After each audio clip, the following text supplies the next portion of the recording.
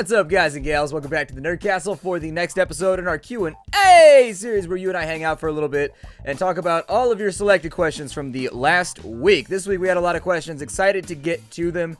It has been a good week for me. All the last couple weeks have been good. There are going to be some changes coming up, but you're going to catch those in the weekend review that I'll be putting up tomorrow by the time you see this video. So anyways, welcome back to the Q&A. Let's answer some questions. Yeah, there were some good ones this week. The first one, it comes from Devilish Dovahkiin. What AAA games do you plan on playing in the next few months, if any? This month is actually a pretty busy AAA month, and so I haven't totally decided on the lineup just yet, but indies are very, very slow right now. And so I'm thinking that since indies are really slow, we're probably going to do a lot more AAA stuff, and I've also been contemplating ways to jump into maybe like older content, things like System Shock and stuff like that. Maybe do some older games. I know people really like the Doom series that I did for a little while when I was filling time, and I do love classic gaming. And there's a number of classics that I never got around to playing, namely System Shock 2 is one of those. I played the first couple hours, but I never finished it when I was younger, and so I've always wanted to. But anyways, we're definitely doing Fallout 4, so that should be pretty cool. I don't know exactly how that's going to go down, what with all the copyright issues that always surround Fallout games and things of that nature. It's kind of one of those sketchy situations where I'm not sure how I want to approach it. I'll probably just mute all the music and make that all work. But I'm really excited about Fallout 4. One of my viewers, Viver Fever, sent me a copy. And so I was actually about to buy a copy, and I checked my email, and he was like, hey, do you want a copy of Fallout? And I was like, yeah. And so there you go. The series is definitely due in part to Viver Fever, so thank you very much. I wanted to get you a thank you on camera. He sent that over through Steam earlier this week. Seriously, like right when I was about to buy it. I had my email up in one tab, and I had Steam over here, and I had it open to Fallout 4's page, and I was just going to pre-order it. But anyways, there it is. It should be a series, and it should be fun. I think we're going to have a good time with it. I'm confident enough that after having played Mad Max, that was actually a surprise sleeper hit, and that was one of those ones where I totally missed the release date for Mad Max, but I still put out a video a couple days later, and it still did really well. And so I'm thinking, whereas Fallout 4 is going to be really impacted, there's going to be a lot of people doing the game, I'm thinking that my core audience should be enough. I think we should have a good time with it, and I'm a Fallout addict. I have been since the first game, and so I just want to play it. It sounds like a good way to kill a good month and a half on the channel or so with a very, very consistent series. So I think it's going to be a good time. If it ends up being more popular than I thought, maybe we'll play around with mods and things of that nature. Who knows? We'll keep an eye on that. I've got Anno coming up on Monday. Not sure how much Anno I'm going to play because I was really, really bad at the last Anno game, and I can already see problems arising. I'm going to spend the weekend learning to play Anno because it's a complicated game. I think the last one was too. That was one of the reasons I never really, really got into it. I learned to play it by watching somebody else on their channel. But anyways, we probably have Anno coming up as a bit of a time killer. I think that I'm excited about, well, I'm not sure. Assassin's Creed The Syndicate comes out on November 16th, and then we also have Just Cause 3. And so all four of those games I want to have a presence on the channel. I may let Syndicate go. I'm not sure, just because people have already seen the console gameplay. Haven't totally decided, but those are going to be the AAAs that I've got my eye on right now. Georgie Perrick, what do you think about the new YouTube Red project and the new payment plan? You know, I think it's going to be business as usual. I know there was a lot of panic, and I really tried to refrain from jumping in on the topic when it was up on Twitter and people were freaking out on video logs. That's because the people that were freaking out about it are in the business of freaking out on camera. That's how they earn their money, is by being exacerbated and frustrated and generally grumpy on camera. I have this reactionary thing that I do where I tend to go nuclear on stuff the second I hear about it and just like lose my shit, and then I look like an idiot later on when YouTube goes back. And so I was frustrated with the fact I heard that like YouTubers weren't getting paid in November for anybody that did the free trial on YouTube Red. Glad to hear that YouTube, I think the CEO or somebody announced that they'll actually be paying out of pocket for all of the subscriptions that people sign up for YouTube Red, and I think that was probably due to the backlash they received from content creators. People were all over, I mean, Twitter was abuzz with it, with people just being like, yeah, if you care about YouTubers, do not sign up for YouTube Red. And I felt like that was a bit reactionary, but it's hard to decide. It's a chicken versus the egg situation. If YouTube was always planning on paying us in November, then it was definitely overreactionary. They just hadn't announced the next phase of their plan yet, and they announced it pretty quickly, so I don't know. It could be one or the other. But maybe those people being very reactionary and sort of aggressive about it are the reason why YouTube went and decided to pay people in November. I'm not really sure, but I didn't want to jump in on it because I wasn't sure. Like, I didn't have the research. I'd watched a couple videos, but there was no official news from YouTube. And so I think YouTube Red is YouTube's attempt at trying to compete with Netflix and HBO and stuff like that. I think it's probably going to take them a couple of months to get it spun up. For people that don't know, YouTube Red is a subscription service you pay for on YouTube. In return, they're starting to make these shows that are YouTube originals, just like there's Netflix originals or Stars originals or anything like that. Professional multi-million-dollar shows that they're going to be producing now using YouTube Stars and stuff like that. Whether or not it's going to work, I don't know how well a lot of YouTube personalities translate into TV shows. The internet and generally YouTube are very, very different than what you see in the production values on like HBO or Stars or Netflix or anything like that. So I'm not exactly sure that's going to translate like one for one, but we'll see what happens with it. The $10 that you pay for your subscription goes to pay for, new series that'll come out on YouTube, and then on top of that, it gets rid of all the ads, and then at the end of the month, the $10 is split among everybody on YouTube based on how many minutes people watched on various channels. I think I'd like it better if the distribution model gave more money to the people you watched more, so if they just went account by account, appraising each individual's watch habits. It couldn't be that hard to automate given the resources that Google has. I think that would be much more fair, because it sucks that somebody would sign up for a subscription to get ads off of my videos, for example, or Northern Lions videos, or Mathis Games videos, or whoever. It sucks that somebody would pay $10 so that there'd be no ads on those videos, and then the majority of that money would not go to the person that they actually wanted to contribute to. Now, there's always going to be other options like Patreon and Twitch subscriptions and things like that if you want to support content creators. But I think in general, for most YouTubers of medium size or larger, it's going to be business as usual. YouTube said that they ran the regression on what your earnings would be with the new model, and they said most people would be making more money so long as they're like middle of the pack or higher. Little YouTubers got left out in the cold on this one. It sucks because I was a little YouTuber and I know how it is to make barely like $1,500 a month or like $1,000 a month, where it's like right on the edge of maybe being able to squeak by on YouTube for a living, but you can't quite do it. And so my heart goes out to those people, or the people who are just doing it for fun, who are going to see their revenue go down. That sucks. It's bad. I mean, you really can't say much else about it other than that, except for maybe, I empathize with them, but there's nothing really you can do about it. But I think it's going to be business as usual for people, maybe like, I hope anyways. They haven't really said what the cutoff is for medium-sized channels, so I might be a little channel. I don't know. I'm not really sure how it counts. We'll find out. I haven't gotten any of the actual statistical data since it launched 2 days ago yet. It takes a little while for the YouTube dashboard to update, so I'll keep an eye on it. And I'll give you guys a praise. But I think YouTube Red you're going to end up seeing better content coming out through YouTube. I think in general, people are going to be slow to adopt it, which is why they only released it in the United States for right now. I also think they might have had some like applicable taxes or something in Europe and some of their other distribution zones that they just didn't want to sort out first. Whereas in the US, they could just be like, go, and just kind of like see what happens and get a quick and dirty sketch of exactly how it's going to play out.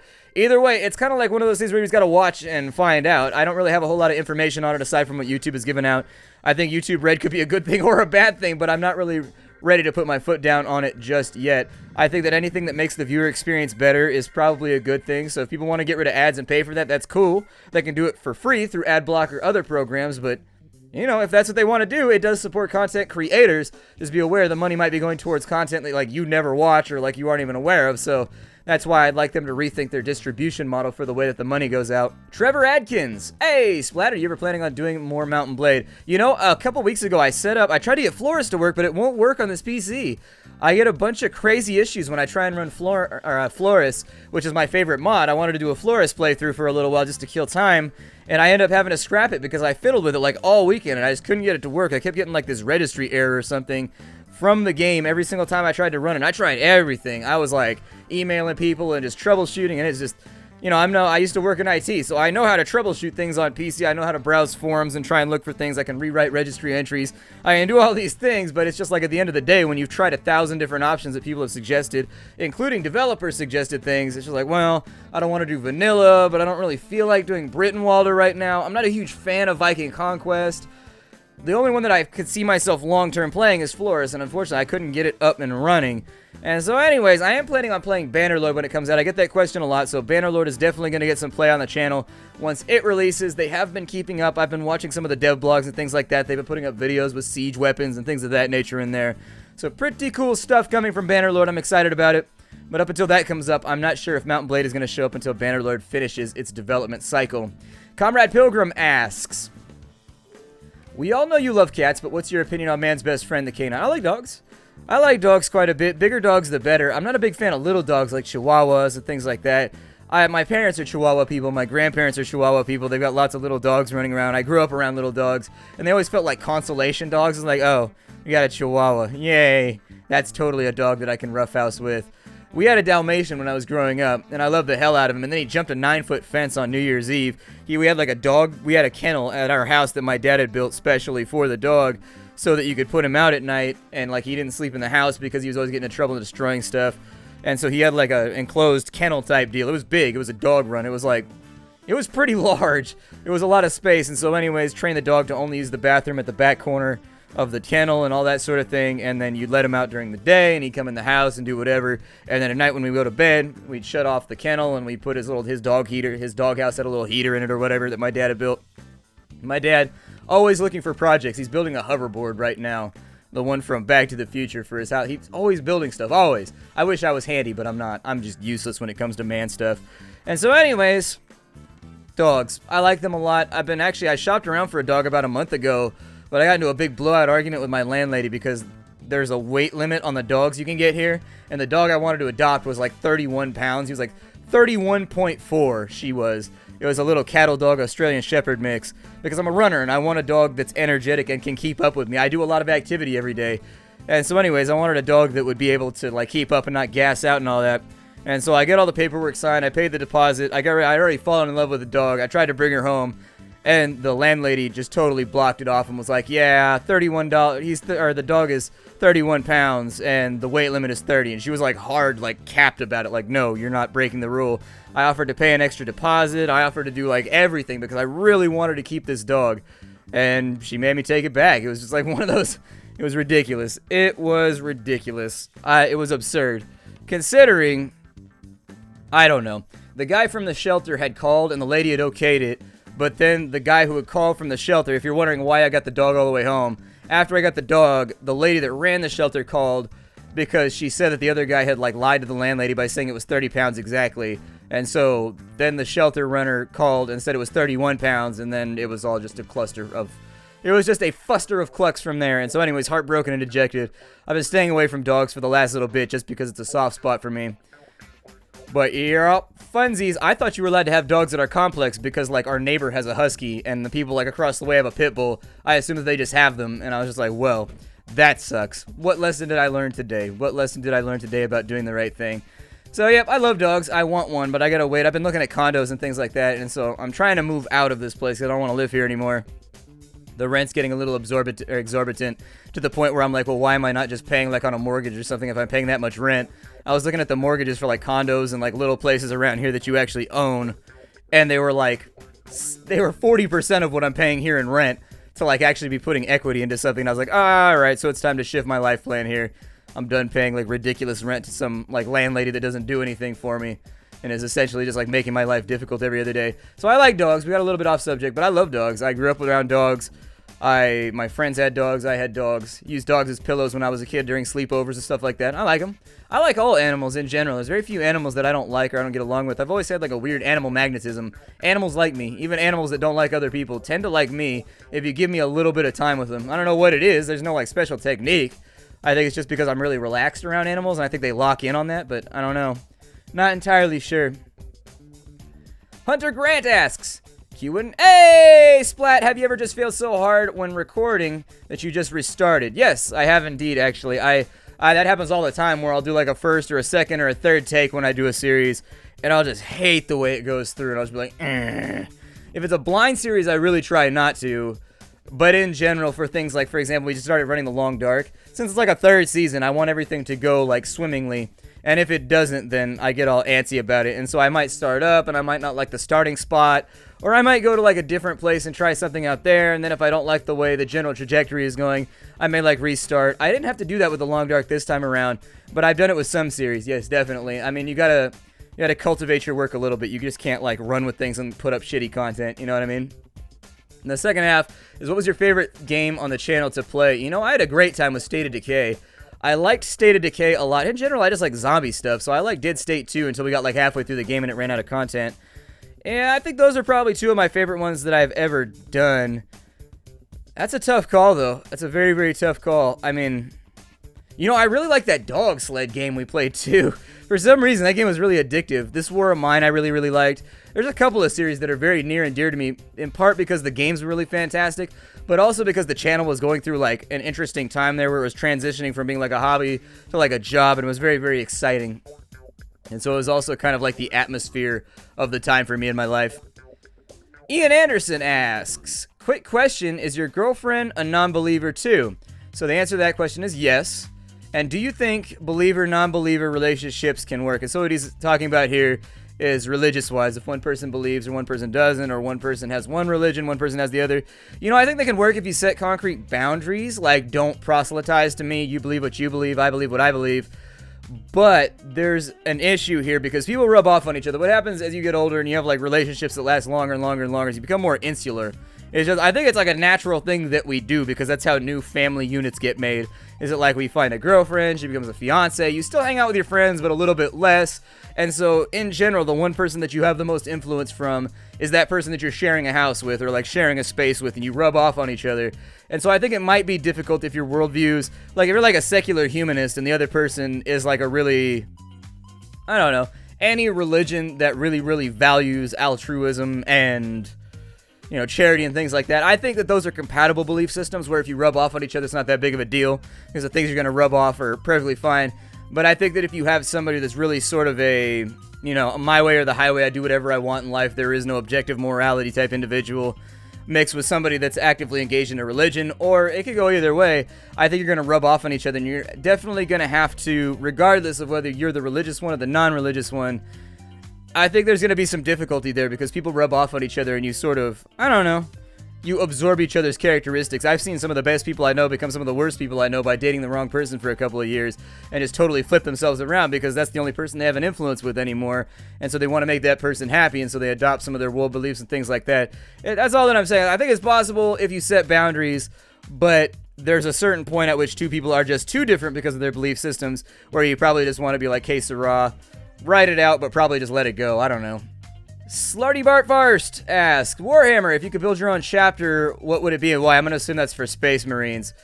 But for Space Marines, I always thought it'd be cool if there was like an Australian chapter or like a British chapter where they're like, you know, the huntsmen from Jumanji? They're kind of like that, like an outback, big game hunter type African chapter where they would either have like Australian accents or English, doesn't really matter. But either way, their chapter would value like trophy hunting. That's all they really cared about. Like they would reinforce certain fights based on the trophies that they could take from the whole thing.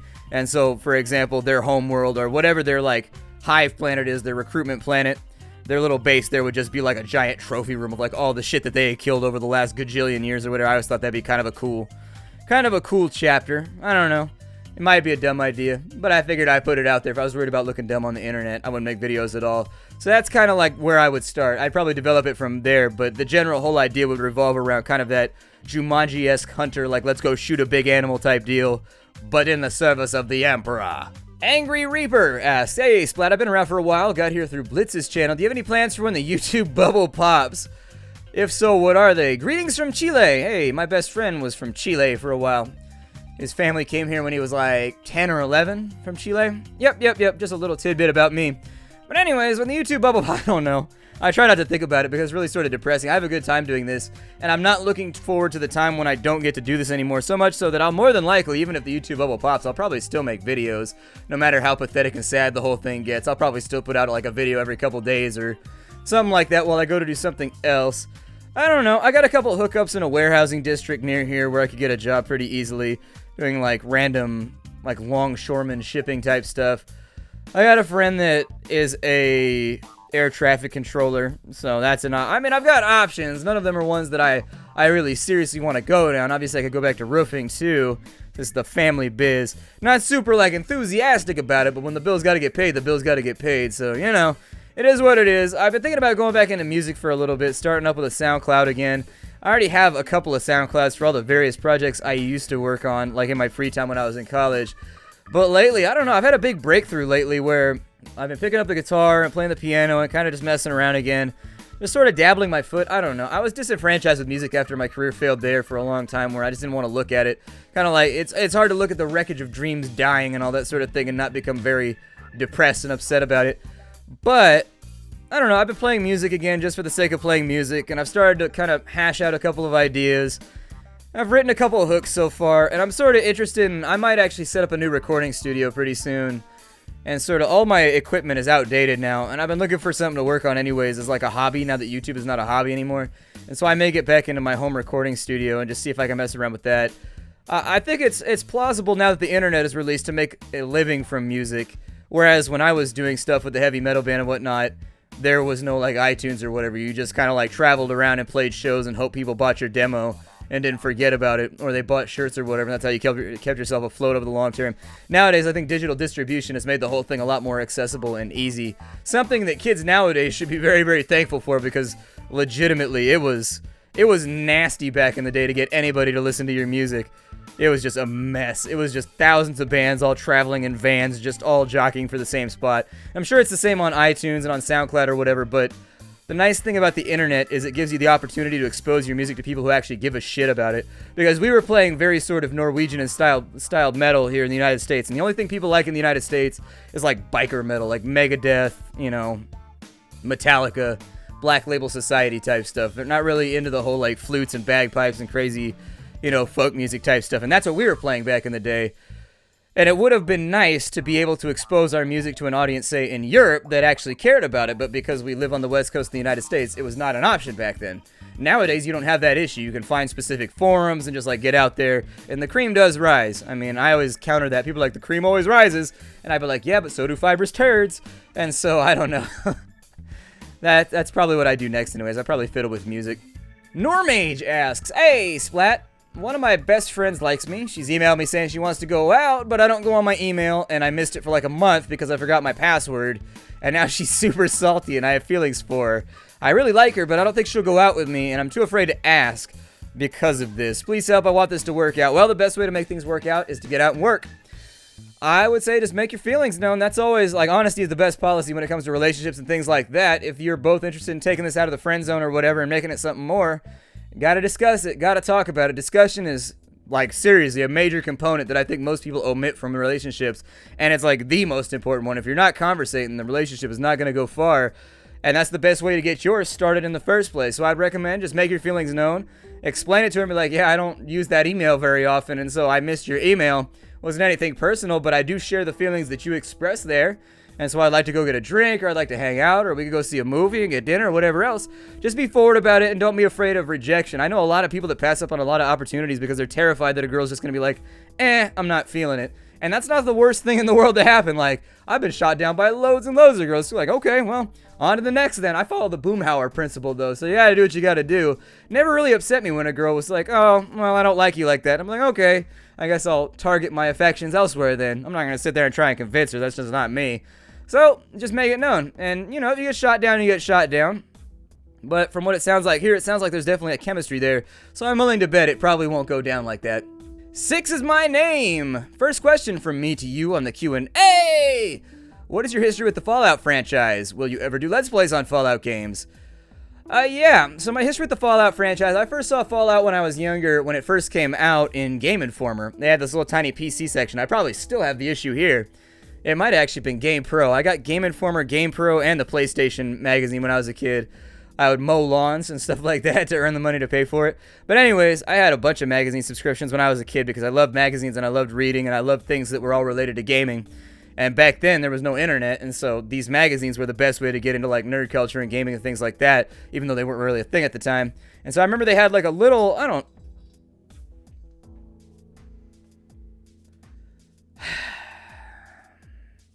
That kitten. I swear to God, that kitten. Anyways, back to the subject we were talking about. I found out about Fallout through, I think, GamePro. They had a little, like, paragraph blurb in there about it and how about it was, like, the greatest game ever. And a few years later, I saw they had, like, a little 2-disc set with Fallout 1 and Fallout 2 at, like, Walmart or, like, Target or something like that for, like, $20 or, like, $15. And I thought on a whim, I had, like, $15 in my pocket. And I was like, yeah, I remember them saying those were, like, crazy good games. and I bought them, and I played the hell out of the first game, and then I played the second one. Fallout 2 was like my muse, and I vanished for like months off the grid when Fallout 2 came out. It was like the only way that it's kind of like when I found Baldur's Gate for the first time. I disappeared off the grid when that one came out too. And so anyways, I've been a long-term fan with it. I really felt like with Fallout 3, they didn't understand what made Fallout great. Like, they tried to retrofit it too much, and they made it too edgy and too serious, and I didn't like that. Fallout has always been a game that is super tongue-in-cheek and just sort of, you know, it's got lots of literary references, it's got lots of geek references and things like that.